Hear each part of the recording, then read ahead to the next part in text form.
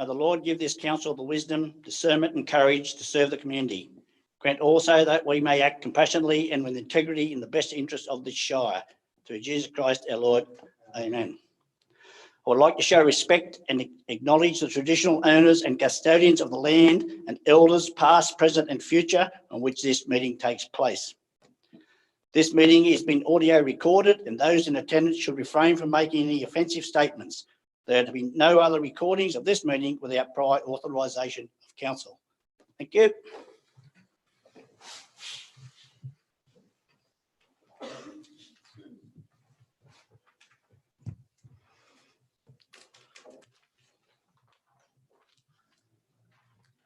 Okay, councillors, welcome to the meeting and those in the gallery.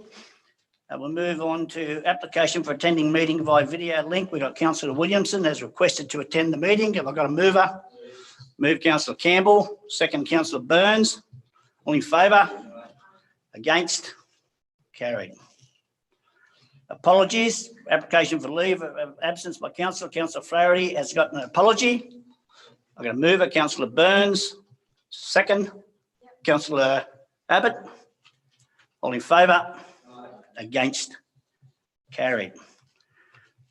Public participation on G03.2, request for donations proposed by the Merriwell Wool Plant.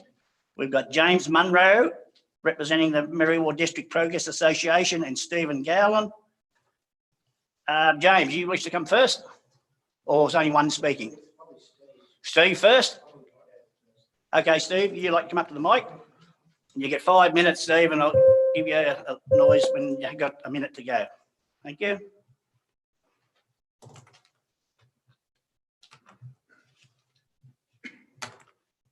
All right, thank you. Look, I'd like to speak in favour of the motion to make a donation of $6,600 to the Merriwell District Progress Association to fund an economic analysis of the cost of processing greasy wool to a more saleable product. So by way of background, the Progress Association in Merriwell has identified a potential business opportunity in Merriwell to boost local employment and to improve the prosperity not only of Merriwell but of the whole Shire. Increasingly, there's been awareness of the advantage in rebuilding manufacturing industry in Australia and adding value to our primary products. A concept of processing greasy wool in Australia was highlighted by the ABC Landline in June 2020. The Progress Association has been investigating this proposal since that time, so it's been happening for quite a while. The town of Blackall in Queensland commissioned a feasibility study for building a brand new wool plant there to the cost of about $200 million. The feasibility study identified that there would be a likely increase in economic activity of $116 million per annum. And also 270 direct jobs would be created from that. Yeah, if we can get a wool processing plant established in Merriwell, it's going to, even half those figures will be a big boon, not only for Merriwell, but for the whole Shire. So some Merriwell wool growers, including James, in an informal partnership with the Progress Association, we engaged a world-renowned wool expert by the name of Jimmy Jackson for advice. And Jimmy is highly regarded as an expert in marketing woolen products, and he's involved in the processing from greasy wool. He's widely travelled around the world, 5 or 6 times to America and China each year. And he has set up manufacturing of woolen products in places like Bangladesh and Thailand. So Jimmy's advice, being in the business, is the first thing to do is to conduct an economic analysis to compare the variable and operating costs of cleansing greasy wool in comparison with China. So in other words, if you can't match the cost of processing wool, if you can't compete with China, then you don't go to the effort of creating a whole wool plant for $200 million perhaps, or less. So, Jimmy's provided a quote to prepare an economic analysis in partnership with his business associate in New Zealand, who specialises in manufacturing processing equipment. The cost of this, his quoted price is $6,000 plus GST, and the councillors were issued a copy of that quote, and I notice it's also in the agenda for tonight's meeting. The Progress Association will be assisting by providing the costs of labour, water, electricity, steam, trade waste and sludge removal. Now, we are asking for council to make a donation towards this very first step in the process, but we have been trying to get funding elsewhere. We approached Glencore under the Yulin Coal Community Investment Program back in October 21, but unfortunately we were unsuccessful there. We have an application in, an expression of interest with the federal government under their Future Drought Fund Drought Resilience Innovation Program. We heard back in November that our application was reclassified from proof of concept to an ideas grant, but we're still waiting to hear whether or not we're getting any funding under that. We did apply to council back in November of last year, the previous council, and we were unsuccessful in that application, but we believe that there was a misunderstanding on the actual scope of what we wanted the money for. We have also been in discussions with the Australian Wool Innovation Company. They're the ones that own the wool logo.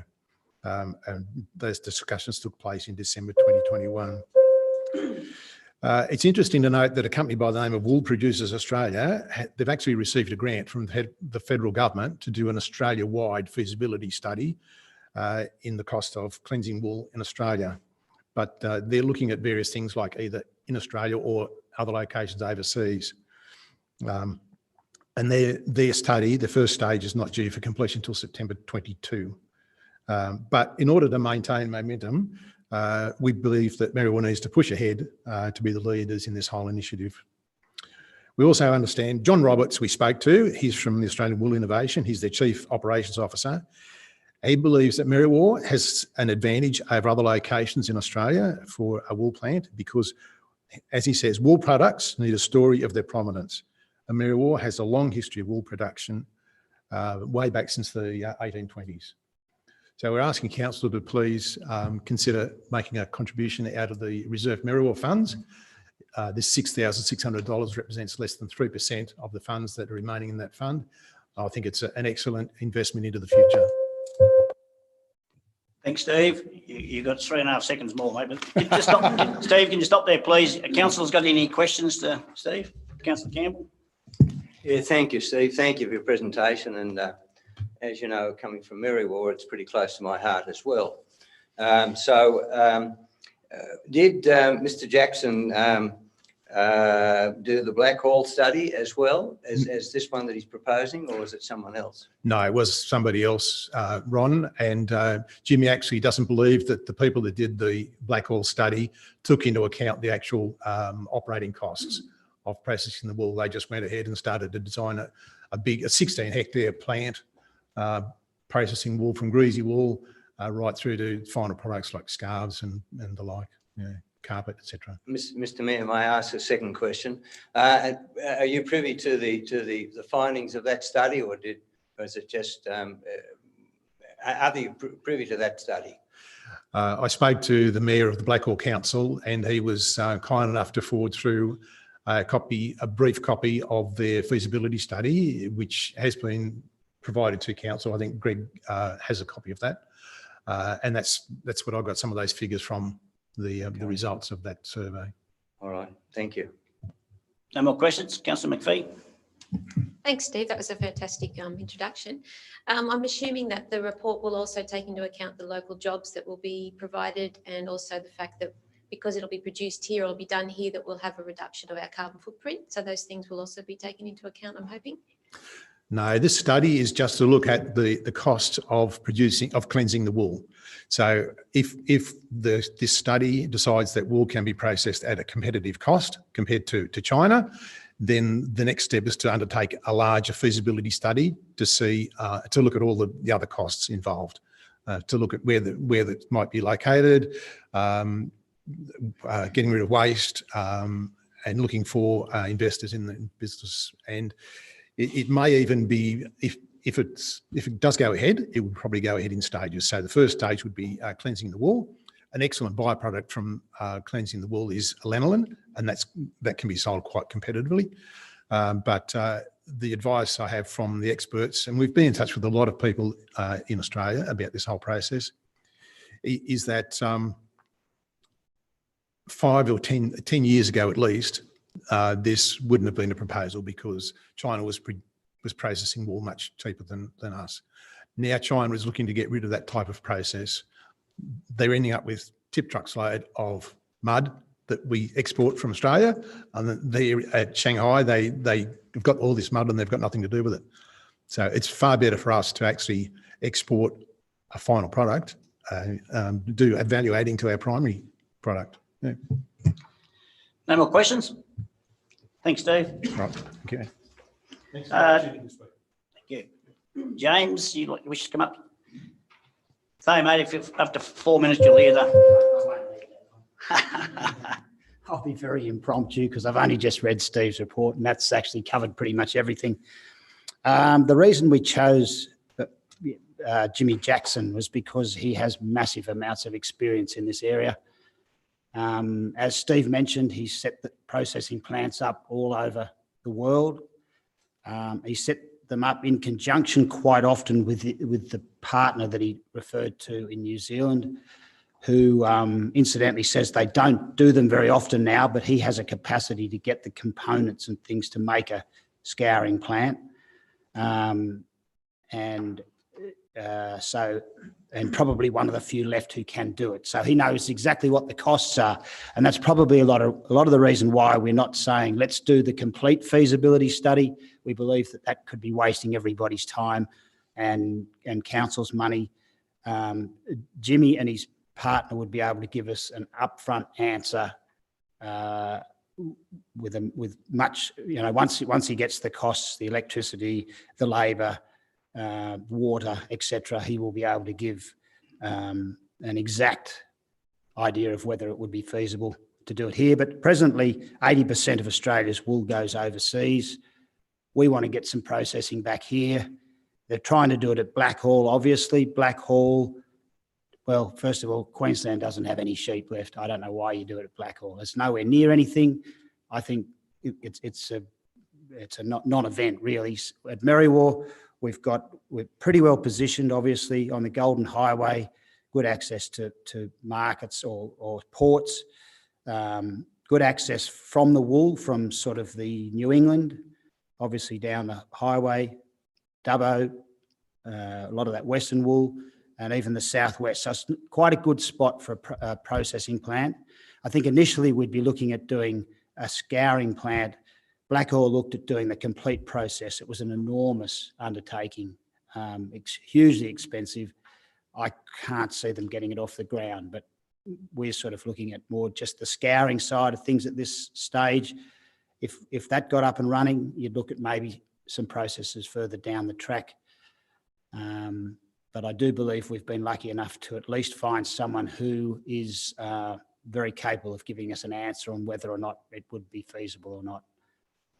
And I don't think there's much more I can probably add to that. So, Thanks, Jay. Councillors, any questions? Councillor Campbell? Councillor Campbell. Thank you, Mr. Mayor. And thank you, James, for coming and also supporting Steve in this presentation. The Wool Producers of Australia, what criteria do you have to meet before you can apply for a grant?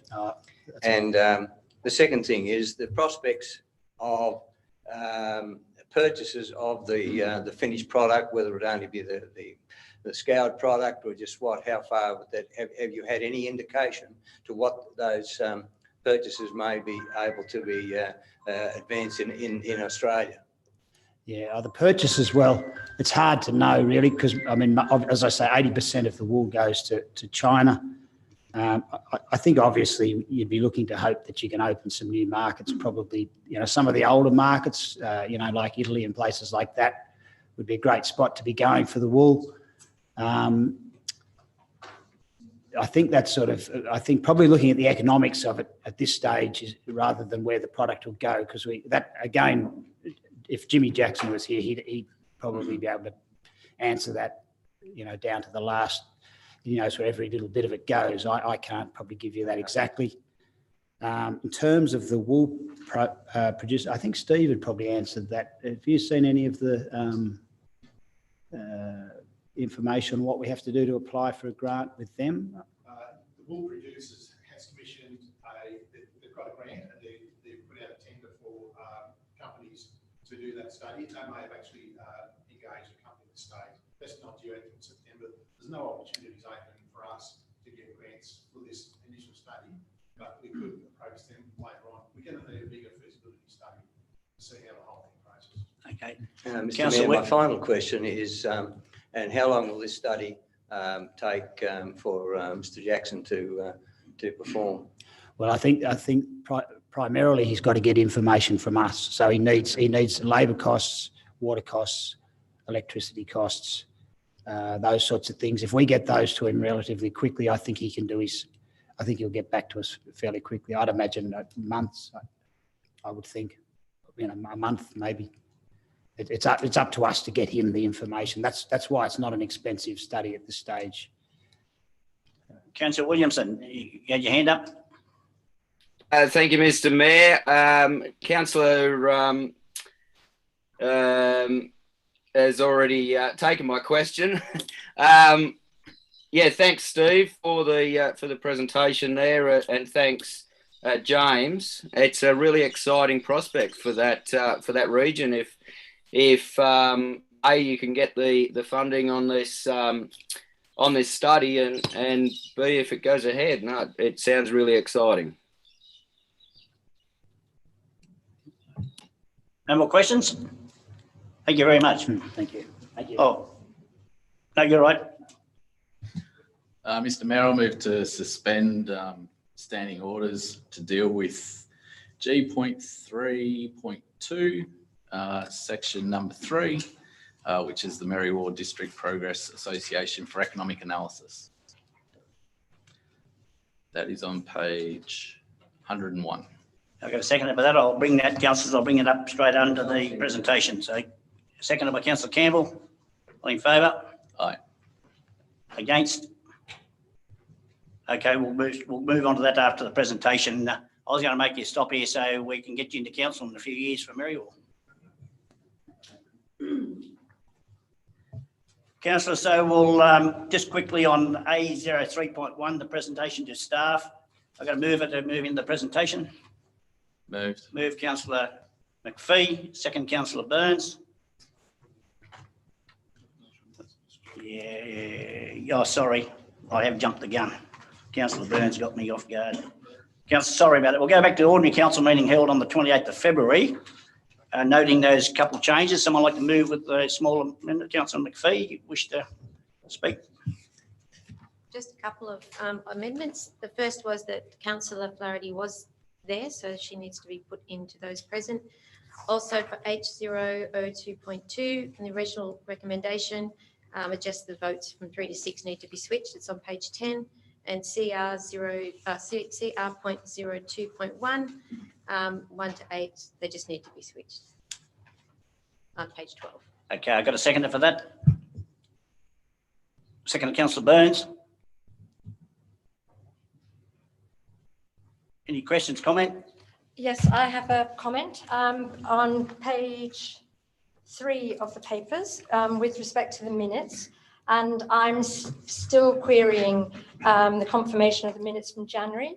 So where it says the discussion progressed to a foreshadowed motion, I would like to point out that we were already in discussion of the foreshadowed motion and I was shut down. And furthermore, it should also be noted a second point of order was called on me for a motion by Councillor Campbell. Mr. GM, would you like to speak to that? Councillors, we've circulated the minutes since the last council meeting for councillor comment. I haven't had any comments back on the proposed wording, so that's what's been put to council for this afternoon. Well, I would like to say that I did comment on the words that you circulated. Okay, we've got a mover and we've got a seconder. All in favour? Show of hands. Collison, Burns, Campbell, McPhee and Watts for. Against? Councillor Abbott and against Councillor Clout. That's carried. Over councillors to page 16 is the minutes of the extraordinary meeting held on Thursday, the 3rd of March. The mover. Move Councillor Burns. Second. Councillor McPhee. Questions, comment, discussion. All in favour? Against? Carried. Disclosure of interest, Mr GM, Ms Neil. Nil received, Mr Mayor. Reports. Neil. Okay.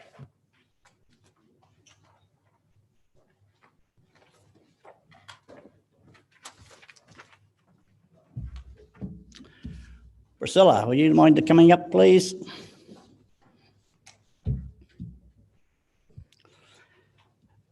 Okay, councillors, the purpose of this report is to recognise the length of service of Priscilla Rowland, who has resigned from council.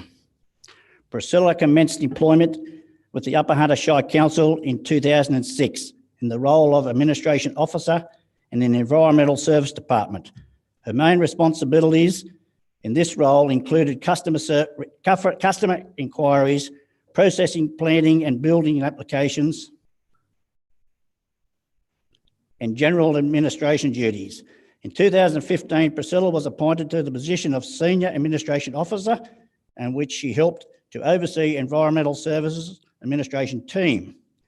In 2021, Priscilla successfully applied for the role of Environmental Health Officer, which involved the inspection of food premises and assessment of on-site sewage management systems and public health-related activities. Priscilla resigned from her position in February of this year. During her time as council, Priscilla was awarded a graduate certificate in development assessment and a certificate in frontline management. Priscilla provided an exceptional standard of customer service and was always willing to take on new tasks and find solutions to problems. It was not uncommon to receive positive feedback from customers about how helpful she was in dealing with an inquiry or a planning or building application. We wish Priscilla all the very best in her future endeavours and thank her for the positive contributions she has made to council and the Upper Hunter community.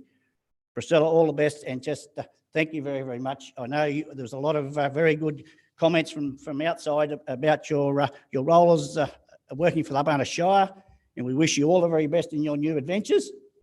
And councillors, please join in.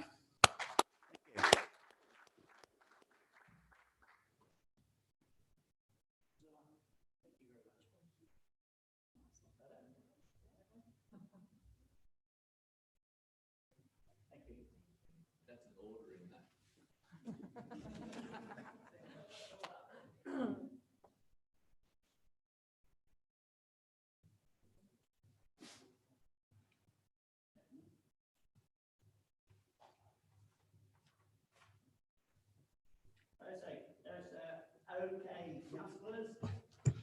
As moved, we'll bring up part of G03.2 up now, so that's on page 101. I'd like to move in a minute, Mr Mayor. Move the. Just before you go on, Councillor Campbell, we're only going to do the dot point 3. Oh, I see. Right. I'm sorry. Okay. So, councillors, just on the dot point 3, provide a donation of $6,000 to Merriwell District Progress Association for an economical analysis of proposed Merriwell wool plant using funds from the sale of former Merriwell Assets Reserve. Move, Councillor Watts. Geez, we're all seconded. Yeah. Second, Councillor McPhee. Any questions, comment, discussion?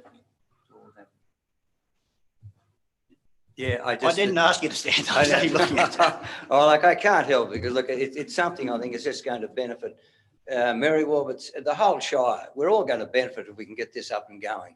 And I think the two proponents that came along this evening and spoke to us have just expanded the proposition. So I'm very happy to be part of voting for it.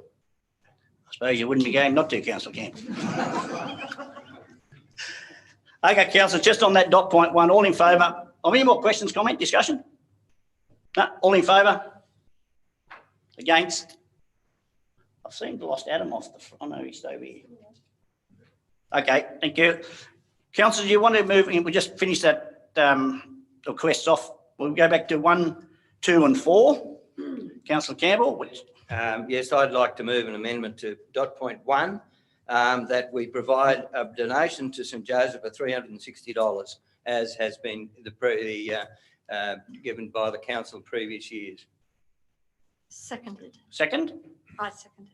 I say we've got councillor Campbell has moved to go to the figure of 360 and councillor Abbott is second. Councillors, that's going to be 1, 2 and 4. You happy with that, moving them in a, Yes, you know? I'm happy to do that. Okay, any questions, comment, discussion? Councillor Burns? I will vote for this because it's 1, 2 and 4, but we can't keep subsidising every school. We can't keep subsidising everything. It was $280, I think it was in the end. It was already subsidised to the tune of $2.80 per child anyway. Council has given a lot. And I note that there's 48 children out there and that's important and they need to go to the Learn to Swim, but there are state government funds. This is coming out of ratepayers' funds. So yeah, look, I'll vote for it, but I'm not happy about it. No other comments? Am I allowed to speak to it? Did you move it? Yeah, I did. Yep. You didn't move it, but you can speak. Who moved it? I think I did. I moved it, Ron? yeah. Oh, okay. Look, I can understand councillor Burns' concern.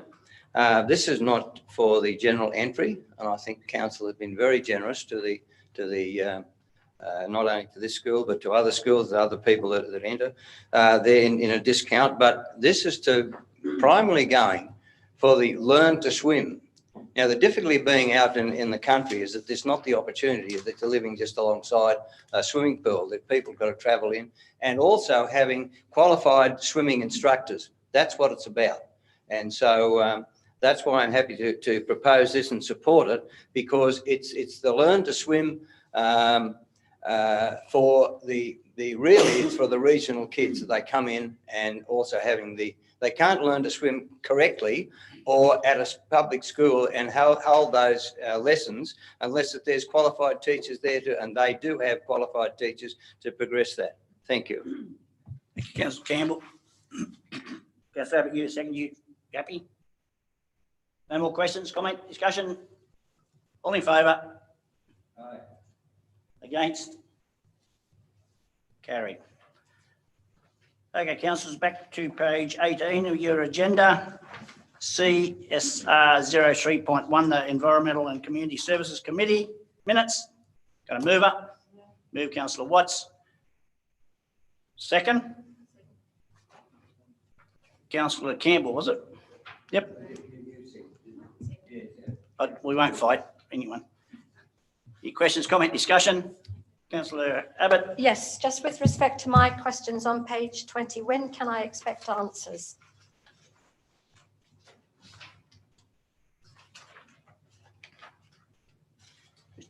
Through Mr Mayor, this week. Okay, no more questions, comment? All in favour? Against? Carried. Go to page 26. Infrastructure Services. A mover. Move councillor Campbell, second councillor Watts. Any questions, comment, discussion? Councillor Abbott? Yes, thank you. With respect to the technical difficulties that we had that noted on page 28, what happens there? Do we have to let the Office of Local Government know, or what happens? And then furthermore, on page 27, please, could the General Manager supply me with the exact authority for such a request in writing? And I draw council's attention to Councillor Ron Campbell, where it's noted for future meetings, if there are any questions that are not an item on the agenda, that the questions must be received in writing 5 working days prior to the meeting. Mr GM? Councillors, in regard to the technical difficulty, I'd have to take advice. I don't believe there's any requirement for us to advise the Office of Local Government, but I'll check that one for you. In regard to the questions being received 5 working days, that's part of the Code of Meeting Practice. You've adopted the Code of Meeting Practice and it's under section 20. All standing committees are to be operated in the same manner as a council meeting. It's also in the charter of the standing committees. If councillors wish to change that, you can do so. The Code of Meeting Practice is currently on exhibition. When it comes back, you can make that amendment to it if you wish. Thank you, Mr GM. Any more questions, comment, discussion? All in favour? Against? Carried. Go to page 32, Corporate Services Committee. Councillor Campbell. I'd like to move. Just move your mic on, please, Councillor Campbell. Sorry, I turned it off. I apologise. Dot points 1, 2, with an additional dot point 3, not to include the social housing in the Aberdeen Heights subdivision. Have I got a seconder? Seconder, Councillor McPhee. Any questions, comment, discussion around it? You don't wish to speak, Councillor Campbell, to the motion? Yes, if I may. Look, I think that really we're entering in, this council is being led to enter into an area where it's a state government responsibility. I think we also have to remember too that those people that have purchased land down there in that subdivision should be consulted before any changes are made there. Whether they would be very happy with the social housing in the Aberdeen Heights subdivision. I think that we're just rushing ahead with this business on social housing, and it is a state government problem. It comes down to the local area, but I think that we neither we have the expertise nor do we have the funds to turn around and enter into that area. So I'm strongly against it. Thank you, Councillor McPhee. You, as a seconder, you don't wish to speak? Well, as it's stated in the meeting minutes, we don't have the capacity to do that from a professional level. That goes through the state government. So I'm just echoing pretty much what Councillor Campbell has stated. And I think that if we were to go forward with that, we need to make sure that we know exactly what that would entail, and we would need to get advice on that before we actually made that decision. Thank you. Any other questions, Councillor Abbott? Yes, I have several, but first I want to start on page 41, just to clarify with respect to have we done due diligence on our exposure to Russia? And I would like to comment that I stand with Ukraine here at the Upper Hunter Shire Council as per the President Zelensky's request. I come in the name of peace. I come with Ukrainian symbols, with my Ukrainian-made flower crown and Ukrainian colours, to support Ukraine, to support freedom and to support life. So whilst we may not have a share portfolio, the General Manager mentioned at the Corporate Services Committee meeting that we have an investment portfolio. So do we have in that investment portfolio any exposure to Russia? That's my first question. My second question is on page 38. My actual question to the Corporate Services Committee was, will the Depop come to councillors without the dollars already being pre-allocated so that we actually have a say? And then my third question is with respect to my question on native title and RPS. And I just want to know, why has council not had its own Crown Land Manager simply reach out to the two native title parties that council has in its boundaries? And perhaps this would not only be a more positive move by council, but it's also a requirement under the Crown Land Management Act. And doesn't the Crown Land Manager that we have to have, as per the Crown Lands Management Act, have a function to do that inter alia, to save money and to build relationships? And my fourth question is more a comment on social housing, that we do have a responsibility to provide social housing. We know that across Australia, social housing there is none. We have a lot of people who are homeless here in our shire. We're seeing this growing across Australia with the cost of real estate, with floods, with fires, with all sorts of disasters that are happening. It is something that council needs to do. I understand we don't have the funds, but we must advocate to the state government that we start introducing that they need to help us and fund a social housing program. We cannot carry on as we are. And there is, I believe, from council staff, there is an appetite to do this, to actually approach social housing. It's something we need to do. Thank you. Thank you, Councillor Abbott. I was a little bit lenient there because we got onto the actual questions, but I was lenient, so I'll let it go. Sorry, I don't understand. What do you mean by that? Well, we're working on the recommendation. That'd be right, Mr. General Manager, dot point 1, 2 and 3. I think councillor Abbott got more into the questions from the corporate services. But aren't we allowed when on Mr. the Jan, agenda would you like to answer papers? it? Mr Mayor, I think the answers have been provided in the report. I'm happy to elaborate if councillors wish to. Okay. Yes, I didn't feel, those answers aren't satisfactory for me. Thank you. Okay, well, that's why I think councillor Abbott, we should have just said the questions aren't, the answers aren't quite what I'm looking for, but we really need to stick to the recommendation. Okay, that was. Sorry, moved I by- need a clarification, Mr Mayor. Are we not allowed to ask or comment on the business paper and items in the business? As far as I understand, councillor Abbott, new general manager, we're dealing with the recommendation and these went into the questions asked of the corporate services and the answers were given in writing. Is that correct? So, Mr Mayor, the answers are provided. If the councillor doesn't have, has an issue with the questions, they can be raised at the next Corporate Services Committee meeting for further clarification, or we can provide that response to the councillor out of session. We don't have a problem with that. Thank you. So that was moved by councillor Campbell, second by councillor, oh, yes, sorry. That's all right. In relation to 3 Aberdeen Heights and social housing. Aberdeen Heights may not be the place that we need to put social housing, but we still need to take into account that we need to look further. And if Aberdeen Heights isn't where we need to look right across our shire. There's limited rentals. We do have homeless people, and there is options to secure grants to put housing up.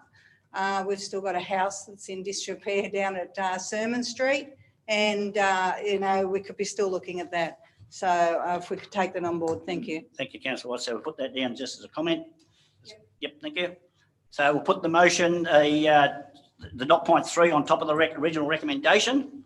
Can I get a show of hands in favour, please? So we've got councillor Williamson, councillor Collison, councillor McPhee, councillor Campbell, councillor Burns, and against is councillor Watts, councillor McPhee and councillor Abbott. Councillor Clout, sorry. Okay, that recommendation has been passed with an extra dot point 3.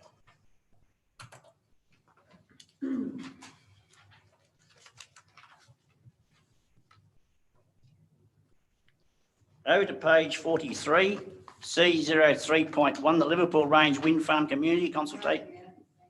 Move councillor Watts. Second, councillor Clout.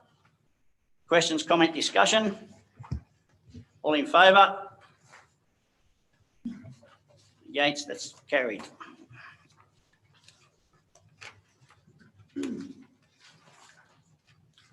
Over to page 51, D03.1, the Natural Disaster Clause of the Upper Hunt LEP. Move councillor Burns, second councillor Clout. Questions, comment, discussion? All in favour? Against? Carried. Councillor Abbott, just put your mic on. Thank you.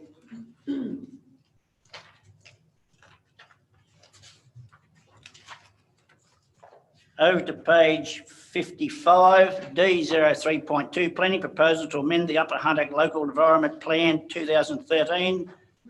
Move councillor Burns, second councillor Clout. Questions, comment, discussion? Yeah, Mr. Mayor, I'm on the record of saying that I'm always in favour of planned development. I believe that this is a planned development, but because of the recommendation, the thing that didn't fulfil, I think I agree with the recommendation. But I'd also like to see that come back, because if it can be rectified and the conditions and concerns can be rectified, then it comes back in as a planned development for our shire. I think it's very, very important that we keep focus on planned development. Thank you, councillor Campbell. Any more questions? All in favour? Against? Motion is carried. Over to page 60, E03.1, Town and Village Tree Preservation and Management Policy.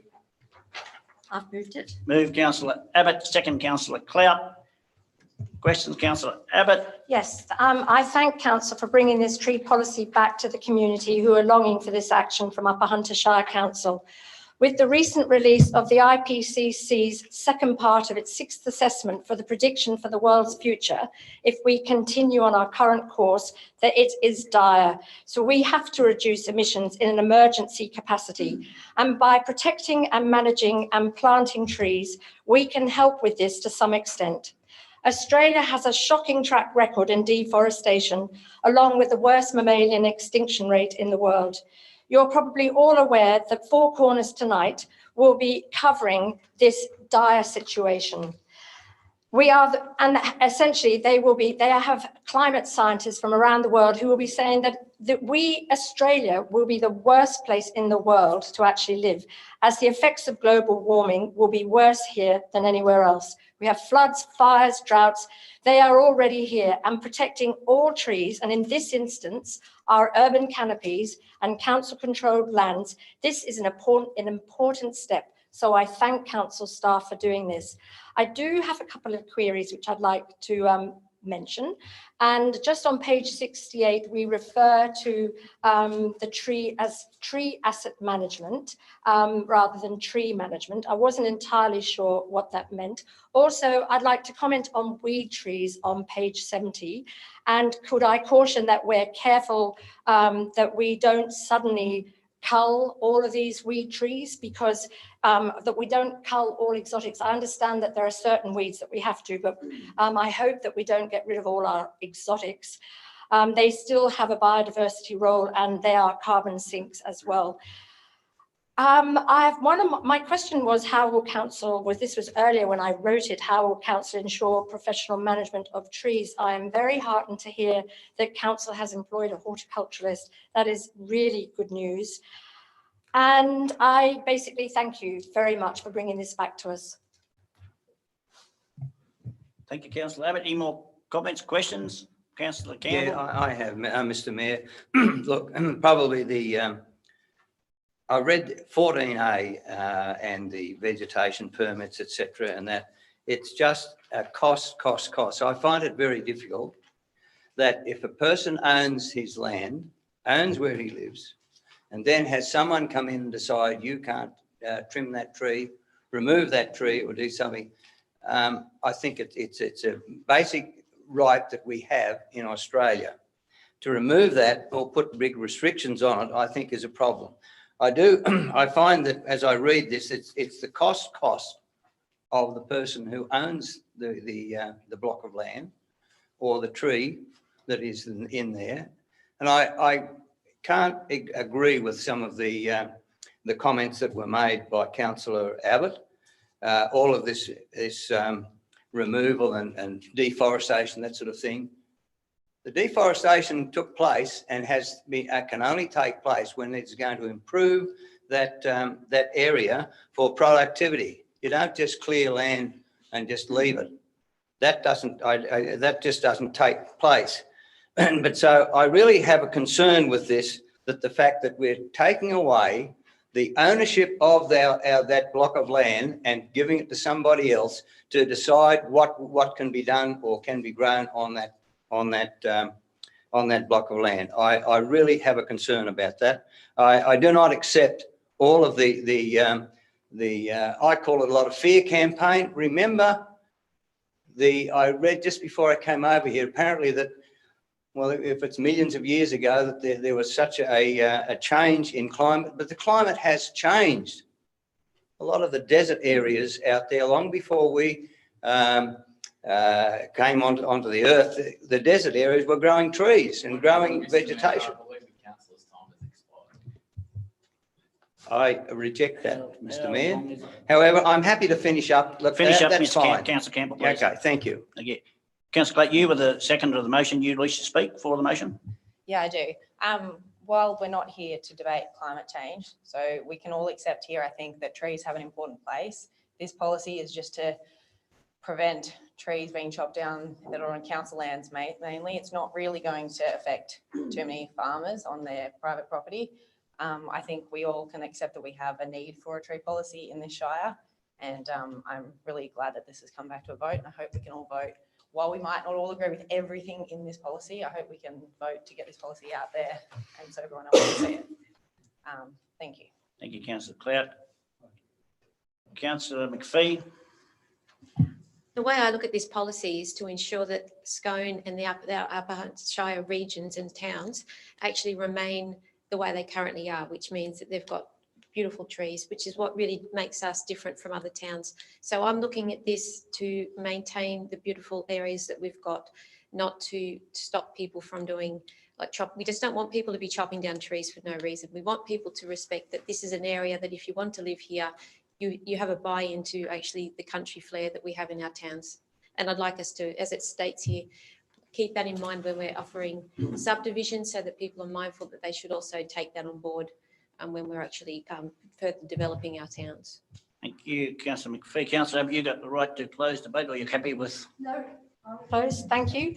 There's one more comment I just wanted to make before I actually close. But on page 71, I'd just like to say, even in emergency actions, council must inform the community in real time or soon after a tree removal. I accept that emergencies, things have to happen very quickly, but we still need to communicate with the community, because the community does get very upset when trees are taken down.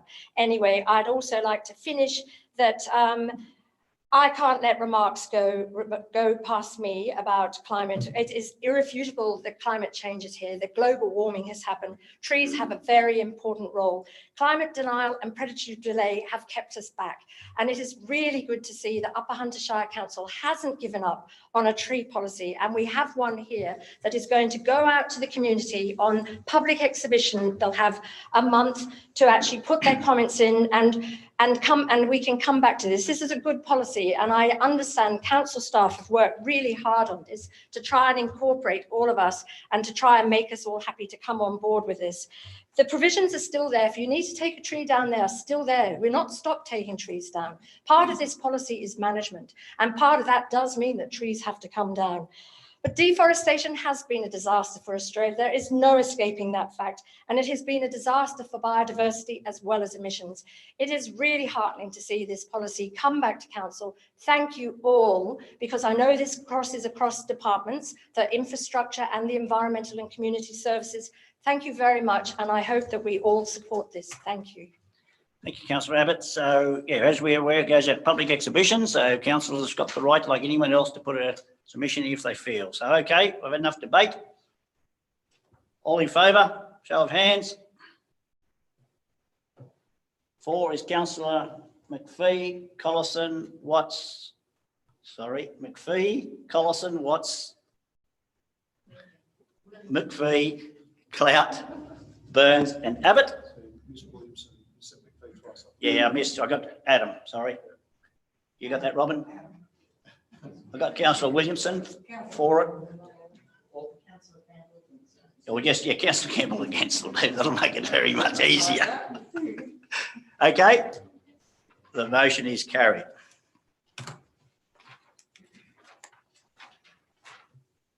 Okay, councillors, we move over to page 87, which is E03.2, the proposed Merriwar transfer station. Move Councillor Burns, second Councillor McPhee. Any questions, comment, discussion?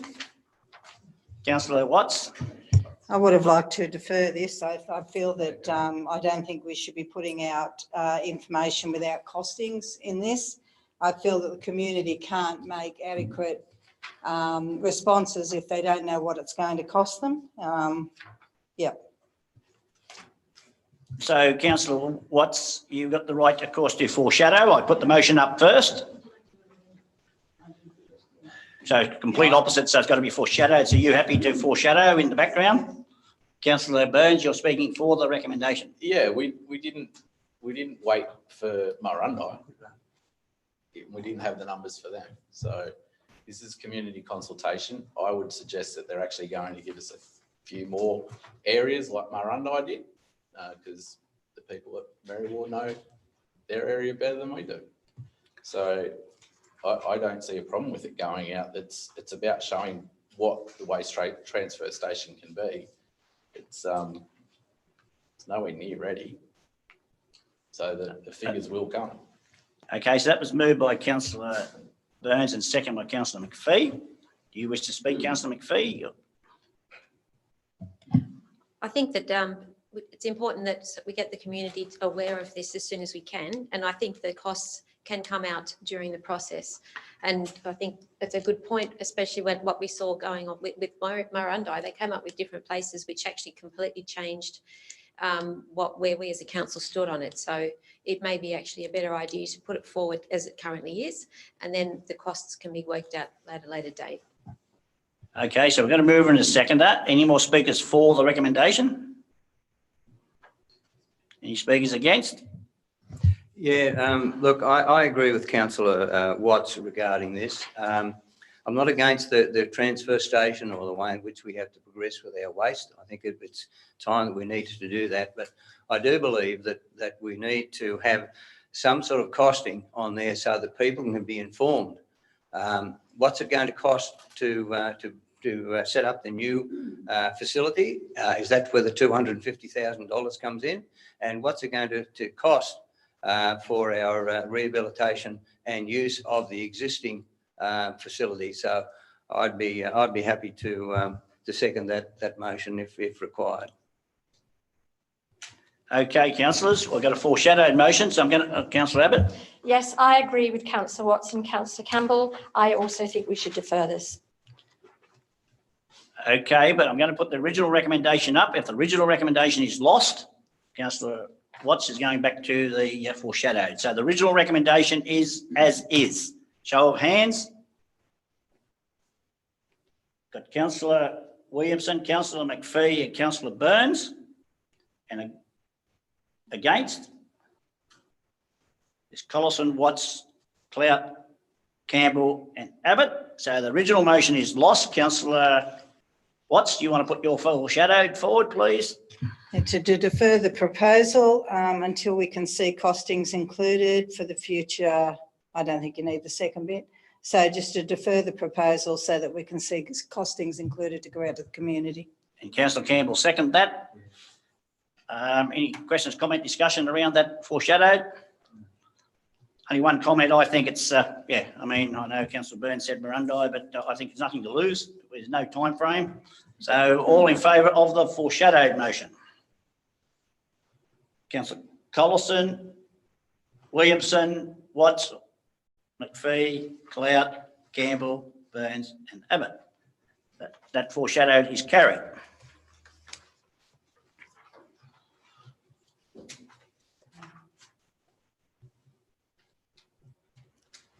Over to page 94, G03.1, proposed adjustment to local government boundary.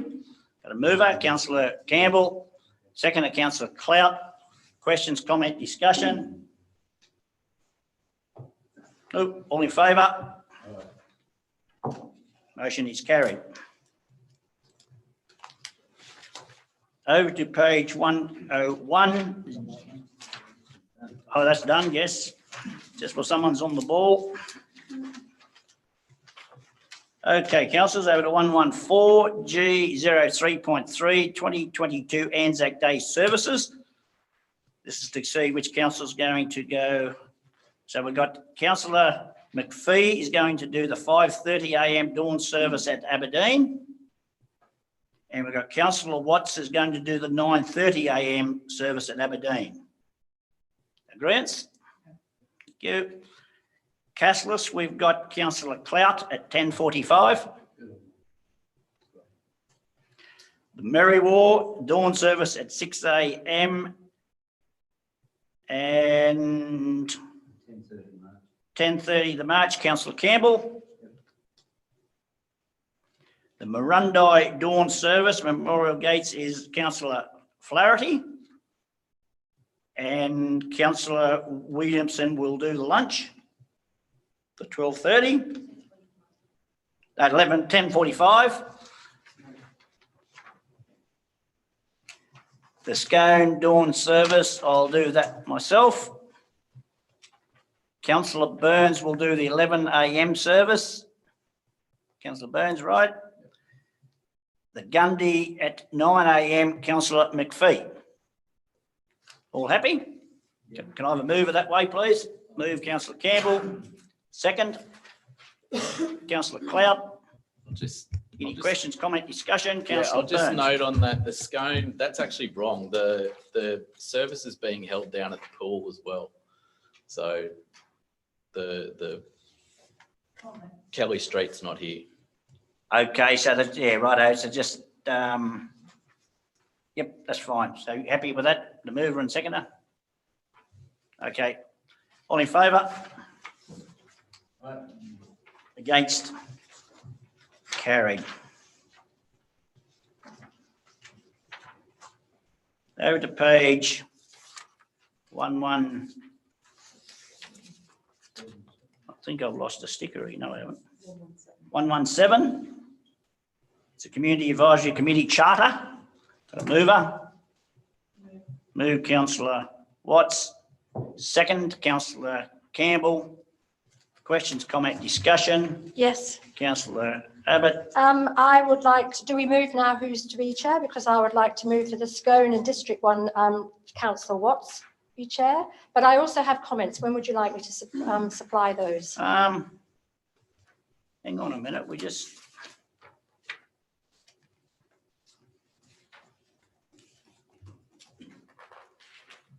I suppose we could do the chairs. Yeah, no, we'll need to resolve who the chairs are, so. Yeah, so we'll go through and do the chairs, and so we've got Scone. Yes, so shall I provide my questions later? Or just sit down while we sort the chairs out? Yeah, I think Councillor Abbott, yeah, we'll go So through I this. move Councillor Watts for Scone. Councillor Watts for Scone is the chair. Seconded. Councillor Watts, you happy to take that on? Okay, chair for Aberdeen is Councillor I nominate Councillor. Councillor McPhee and Councillor Williamson are on that. Which one? Yeah. Councillor McPhee for Aberdeen. All happy? Okay, Councillor McPhee. Merriwar. You think he will want to do that, Councillor Campbell? I've got a good helper in council. Merriwar is Councillor Campbell. And Marundi.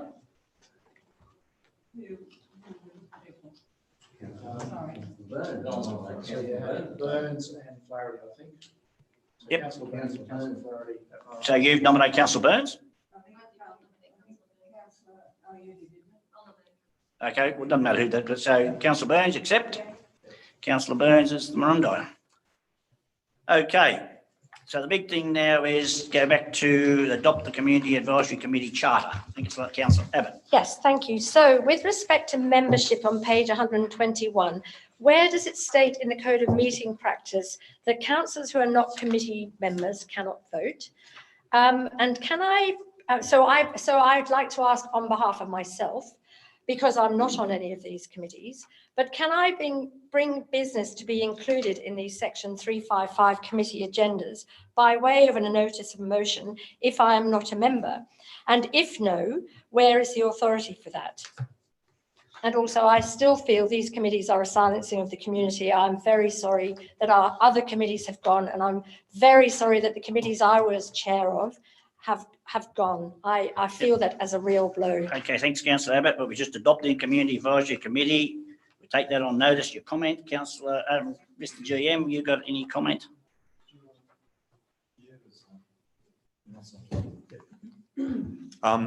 Yeah, Councillor, the Code of Meeting Practice is only applies to committees of which all members are councillors.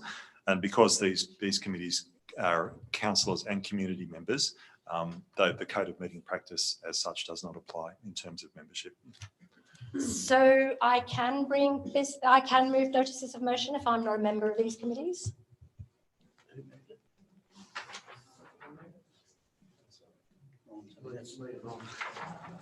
Through you, Mr Mayor, my reading is whilst it's not controlled by the Code of Meeting Practice, it is controlled by the Charter. So if you adopted this Charter as is, it talks about the membership, it talks about who the membership of the committees are.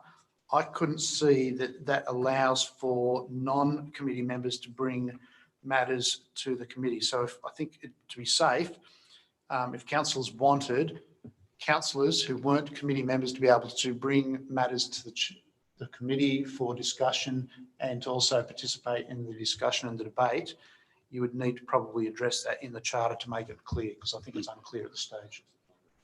Okay, councillors, we've got a mover and a seconder for the recommendation. Sorry, are we going to address my issue though, about the notice of motion, whether I can bring notices of motion? Can we add a point? Can I speak? Yes. Just from what you said, I think what the GM said, I think it probably isn't a bad thing for councillors that aren't on the committees, mainly because we all seem to be on individual committees where we will have places where we want to raise questions. I'd like to put forward that we add a third that all councillors can ask questions, whether the mover. You can't vote. You can't move a motion. You can't vote, you can't move a motion. No. So I would like to ask then, given that Councillor Abbott, as the motion, we had a mover and a seconder, Yeah. Mr. G, haven't we? You have spoken once. So if we're going to follow the code of meeting practice, you're only allowed to speak once on the motion. I'm still standing here. Yeah, that's Yeah, I right. haven't I couldn't finished. have two councillors standing, councillor Watts. I'm only being clear on what the GM said. You said it wasn't clear. So, Yeah, so- is it clear or is it what councillor Burns said? So the current charter, if you looked at page 121, under membership, the last line of that paragraph says councillors who are non-committee members are able to attend, but will not be able to vote. So I think that part is clear. They can attend the meetings, they can't vote. Councillor Abbott is putting forward something that sits in between where they attend, they participate in the discussion and don't vote. I think that piece is unclear, whether they can actually bring notices of motion to the meeting. They may not be able to vote on those notices of motion, but can they bring notices of motion before the meeting, which I think is what councillor Abbott's asking for. Typically, that would be done by a councillor asking a councillor who is already on the meeting to bring a notice of motion on their behalf. Now, if a councillor is unwilling to do that on that councillor's behalf, then that councillor has no way of bringing that item to that committee meeting. So it's up to you councillors, I guess, to decide tonight. I guess it could be addressed by a quick change to the charter by adding some words in that councillors who aren't a member of the committee can bring notices of motion to the committee for consideration, but make it clear that they can't vote on those matters. Yeah, so the no voting is clear. It's whether or not they can bring matters. Yep. Okay, so we'll go back to the movers. Yeah, so if the movers and seconder accept that change, we can sort of probably accommodate that in the charter. If not, we'll probably need someone to put a foreshadowed motion forward. Councillor Burns, have you spoke already? to the Well, I motion? did, but I've got to be fair. yeah. So we're going to follow the meeting Well, code of all I meeting was going to practice. say So- was, if you're not a member of something, you can't vote, you can't do anything. You may be able to speak. I haven't Councillor spoken. McPhee, you haven't spoken? Well, we had plenty of opportunity to join as many committees as we wanted. So I'm just confused as if you didn't want to go into a committee, why you now want to put a note of motion up, because as far as I'm aware, many of us are on several committees and some are on very few. And that was a decision that councillors made at the time. Thank you. So I think the best way around this, if a councillor wishes to foreshadow, looks like I've got support for the recommendation as is. If a councillor wants to foreshadow, if this motion's lost, otherwise we'll put the motion up. No, we're going to put the motion up, councillors, as is, the 2 dot points in favour. Councillor Williamson, Councillor Collison, Councillor McPhee, Councillor Campbell, Councillor Burns, 4. Against is Councillor Watts, Councillor Clout and Councillor Abbott. The recommendation is passed as is.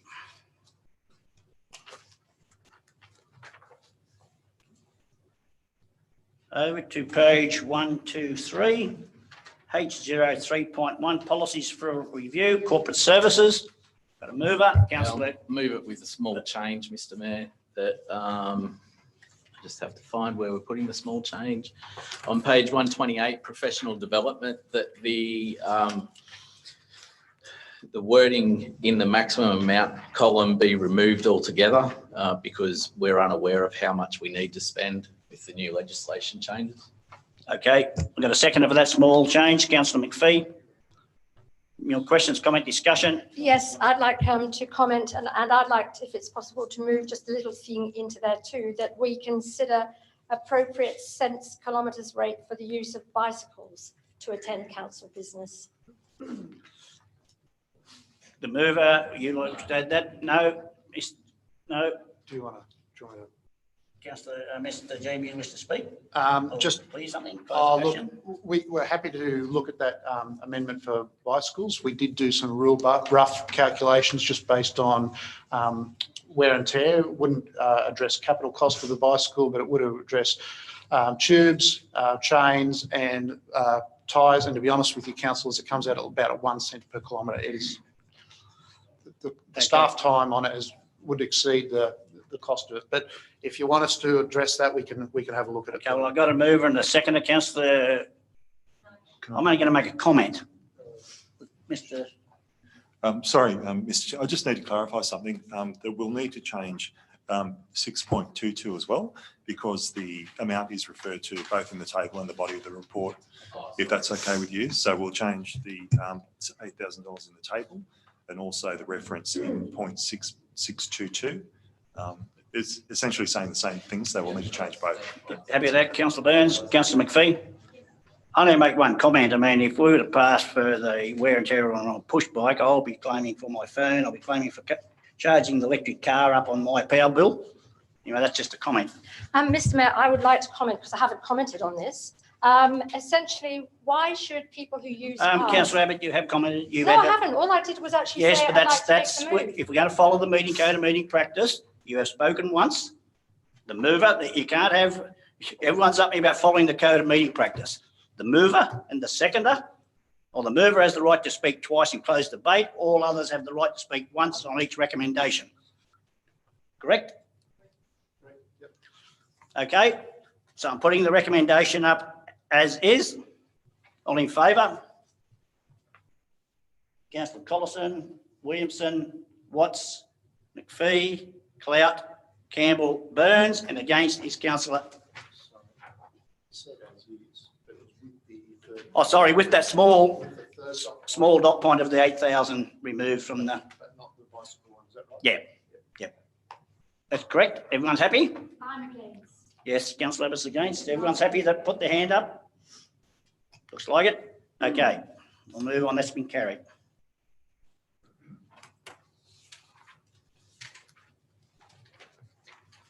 Over to page 143 is the Orth Street gate option. Got a mover. Councillor Watts, Councillor Burns, Councillor Watts, second, Councillor Burns. Any questions, comment, discussion? All in favour? Against? Motion's carried. Over to page 146, notice of motion. Notice of motion for submission to 2022 National General Assembly of Local Government. I moved that. Move Councillor Abbott, second that Councillor Clout. Councillor Abbott, you wish to speak to it? Yes, it's set out here that Council endorses the following motion to be submitted to the 2022 National General Assembly of Local Government, that this National General Assembly of Local Government notes that over 100 councils representing 9 million Australians, as well as over 2,000 jurisdictions worldwide, have declared a climate and biodiversity emergency, acknowledging that urgent collaborative action at all levels of government is necessary to protect our environment and community for future generations. 2, calls on the Australian government to urgently develop a gas decarbonisation roadmap, setting business, industry and households up to be resilient and sustainable in a carbonising world while safeguarding jobs in important manufacturing industries. The gas industry is responsible for 19% of Australia's greenhouse gas emissions. We are facing extreme weather events and we know we have to reduce our emissions immediately. This makes economic sense and we need to move from fossil fuels to renewables. We can no longer pretend that a gas-led recovery is a renewable recovery. It isn't. And so I believe that this is a very wise motion that will be considered at the National General Assembly of Local Government, whether we pass this or not. And I would just like to be part of that, to think that we're a council that's on board with many of the other local councils across Australia and across the world. Thank you. Councillor Clout, you wish to speak as a secretary? Happy? Any other questions, comment, discussion around it? Councillor McPhee?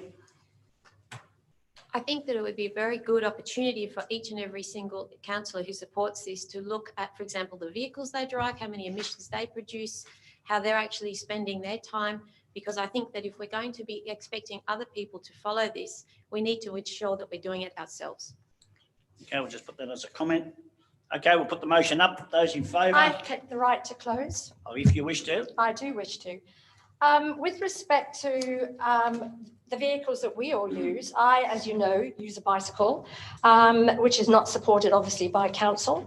But it is essential that we do look at what we're doing, and we have been let down. We have been completely failed by the coalition at a federal level, who have done nothing really of any value to make sure or to try and organise a transition from petrol vehicles to us to go to electric vehicles. We have done what we can in our small way at this shire, in that we have a charging station, but a lot more needs to be done from a federal level. We don't obviously have the funds, but we have been failed. So where people ask what we're all driving, it's been very difficult for all of us, because the supply of electric vehicles is very, very minimal here. I recommend this. I have one little question also, just to put at the end of this, Mr. Mayor, is do we send a delegate from this council to the National General Assembly of Local Government? And if we do, I would like to be considered. Mr. GM. Councillors, you're welcome to send someone. I think we put this report or a similar report to council each year, and council makes a determination around about April or May, because I think the conference is in June. So if council wishes to send one or more delegates, that report will come to council for due consideration in the next couple of months. Yes. Thank you. Councillor McPhee. I am actually allowed to ask for clarification. Councillor Abbott, did you ride your bicycle tonight, or did you drive your Beetle, which is? We won't worry about getting into that. Yes, sorry, I closed this. I've just closed it. You've closed it, so that's it. I'm just going to make one comment. I did ask before, Mr. General Manager, as the mayoral car is hybrid, to do a cost analysis on, say, my car that I drive on kilometres compared to full electric. It's something interesting to come back with. Okay, that's just a comment. Okay, we'll put the motion as is. Are you in favour? Councillor Williamson, Councillor Watts, Councillor Clout, Councillor Abbott. Is that 4? I have to make the final decision. It's only a matter, just to clarify, Mr. General Manager, it's a matter of submitting a letter, correct? Mr. Mayor, if council resolves this tonight, this will be submitted along with other matters for consideration at the National General Assembly. I believe this is probably a standard document that's probably going to a number of councils. So other councils may already adopt this and send it through, but we would be joining with them to send it through to the National General Assembly. Okay. I'm going to vote for the recommendation. Again.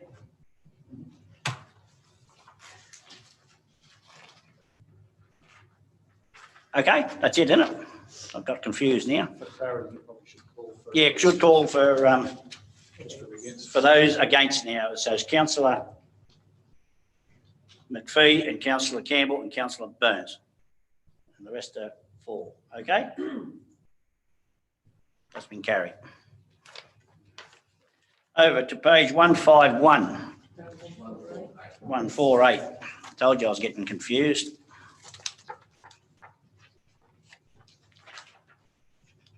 NM 03.2, Notice of Motion 2022 Federal Election Campaign and its effects on local government funding.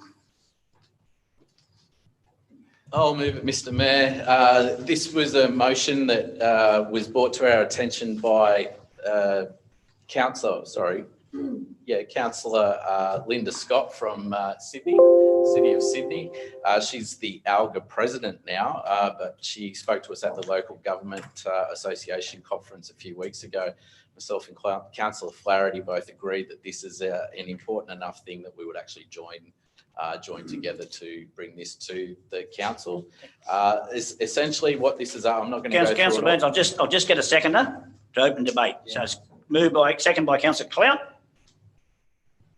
Okay, Councillor Burns, you have the floor. All right. Essentially what this is asking for, Mr. Mayor, is advocacy, but they're asking for the whole 580 LGAs around the country to actually put forward this to their MPs, both state and federal. What this will ask for is of the federal government, 1% of taxable revenue, which would actually bring us back in line with what we used to get. It also goes into a little bit of stopping the, legislating the stopping of state governments moving unfunded mandates, so they can't just decide to make their bottom line look better by making ours look worse. So it is an advocacy issue that Councillor Scott, and you know, everyone knows, or maybe you don't know Councillor Scott, but Councillor Scott is quite the advocate in our stead. So she will get in there and she will do the job that we're asking her to do. So I endorse this to the council and hope we put it through. Thank you, Councillor Burns. Councillor Clout, you wish to speak? You happy? Okay, no more speakers. Yes. Paul? I would just like to say I support this. I think the Don't Leave Local Communities Behind campaign is very worthy and it certainly has my support. Thank you. No more speakers for. No speakers against. And we'll put the motion as is. Show of hands. All in favour? Against? Nil. Motion is carried.